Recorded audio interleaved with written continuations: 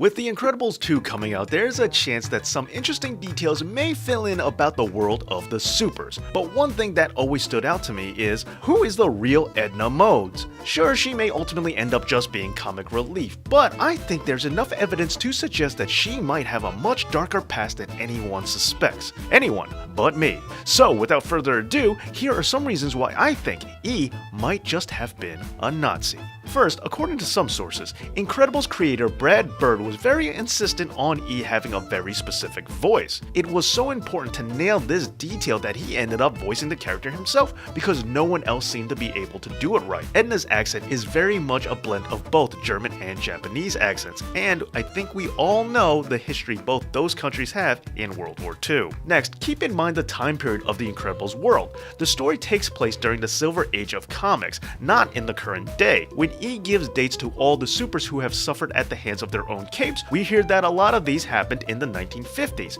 so this results in E not being too far removed from the World War II time setting. Chronologically, this definitely is possible. Furthermore, in the real world, there have been a few fashion designers who became famous but worked for the Nazis in the past. E's status as a fashionista could be a reference to that, especially since after the war, many top minds in different fields ended up being recruited by the United States, despite what crimes they may have committed in the past. Also, on that front, why does E know how to make costumes that can withstand fire and bullets? As a normal human, how did she get into that line of work, and how did she gain that very specific know-how? Perhaps the super's origins in the Incredibles universe may be very similar to Marvel's Ultimate Universe, where World War II was the catalyst for the entire fictional world. Finally, why is E so securely guarded? The Incredibles, Frozone, they are all free to go about their business as regular people. So why exactly does a non-super like Edna have such a high security detail? Could she have a whole host of potential enemies that are looking to get rid of her because of things she's done previously? Also, what if the security is there to keep her locked within the compound until she is needed elsewhere? Are the guards keeping others out, or are they keeping Edna in? Now maybe she was forced to serve under duress, maybe this theory is wrong altogether, but it's just some food for thought until The Incredibles 2 finally comes out. But what do you think? Does this theory hold water? Let me know down in the comments, and don't forget to like, share, and subscribe.